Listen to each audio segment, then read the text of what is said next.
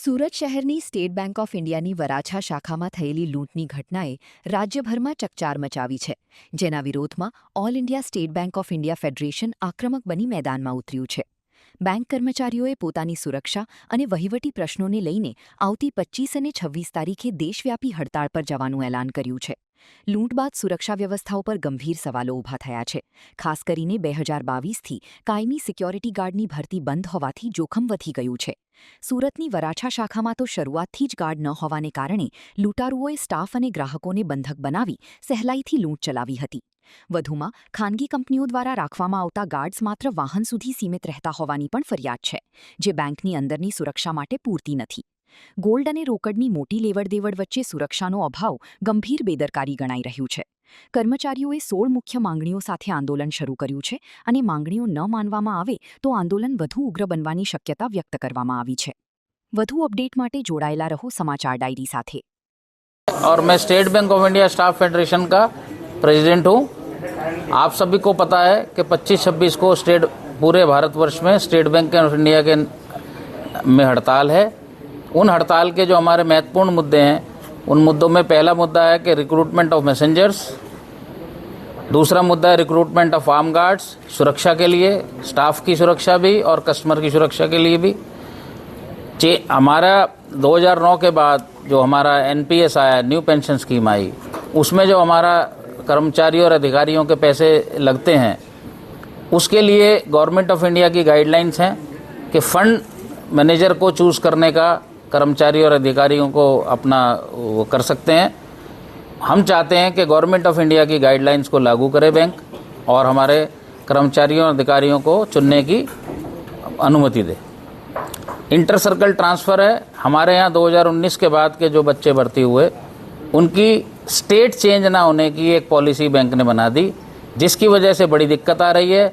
बच्चा शादी के बाद ये नहीं जान सकता, बेटियां हमारी, कि हमारी शादी कहाँ पर होगी, कहाँ जाएंगे, या घर में किसी के भी अकस्मात कोई बड़ी समस्या आ सकती है, कोई मेडिकल इमरजेंसी आ सकती है, उसके लिए भी बच्चे ट्रांसफ़र नहीं होते. हम बहुत दिनों से रिक्वेस्ट कर रहे हैं प्रबंधन से बैंक के कि आप कम से कम, और नहीं, जबकि वैसे तो इंटर सर्कल ट्रांसफ़र पहले जैसे होती थी वैसे हों, अन्यथा कम से कम स्पाउस ग्राउंड और मेडिकल कंपैशनेट ग्राउंड पे तो इनकी ट्रांसफ़र करें. पर अभी भी उसमें हमें प्रबंधन से ने हामी नहीं भरी है. हम चाहते हैं कि जो आउटसोर्सिंग है, जो आपने प्राइवेट लोगों को लगा रखा है बैंक में, जिनका कोई अता नहीं है, पता नहीं है, उनके एग्रीमेंट्स भी ठीक नहीं है, और जो एजेंसियां आपने हायर की हुई हैं उनका भी पूरे रूप से पता नहीं है, उन लोगों को छोड़ के बैंक में परमानेंट स्टाफ को भर्ती किया जाए. और जो हमारे क्लरिकल स्टाफ है वो भी इस हिसाब से कि ग्राहकों को बड़ी अच्छी सेवा मिले. सबसे बड़ा बैंक है हिंदुस्तान का, बड़े अच्छे से कार्य हो, उसके लिए पूरा प्रॉपर स्टाफ भर्ती किया जाए. हमारा एक इशू है स्पेशल पे का. हमारा पे पैरिटी होती है, हमारी जो तनख्वाह बढ़ती है वो बाइपर्टाइट सेटलमेंट के बाद बढ़ती है, और बाइपर्टाइट सेटलमेंट के अलावा कोई भी बैंक अपने हिसाब से अपने लेवल पे किसी को भी अवार्ड स्टाफ या ऑफिसर्स को कोई भी तनख्वाह के रूप में नहीं बढ़ा सकता. अगर कोई पर्क्स देना चाहे तो दे सकता है, पर बैंक ने क्योंकि ऑफिसर्स को ये स्पेशल पे दी है, तो हमारी डिमांड है कि हमें भी उस तरह से स्पेशल पे दी जाए. एक हमारे यहाँ कैरियर प्रोग्रेशन होता है, जिसमें हमारे लोगों को प्रमोशन मतलब अंदरूनी प्रमोशंस मिलती हैं, जिसमें स्पेशल एसोसिएट, चीफ एसोसिएट बनते हैं. उसका हमारा रिव्यू नहीं हुआ है 2018 के बाद, जो हर 5 साल में होता है. हमारी बैंक से डिमांड है कि वो रिव्यू किया जाए और उसको लागू किया जाए. और नोशनल एज इंक्रीमेंट जो हमारी रिटायरीज़ की थी उसे लागू किया जाए. हमारी फिजिकल कंसल्टेशन का एक एग्रीमेंट हुआ था 12th बाइपार्टाइट में. हम चाहते हैं कि 15/7/2024 की जो हमारा एग्रीमेंट हुआ था उसको कंसल्टेशन चार्जेस तब से दिए जाएं, उस समय से. हमारी मेडिकल इम्प्रूवमेंट रिम्बर्समेंट जो है अवार्ड स्टाफ की बहुत कम है.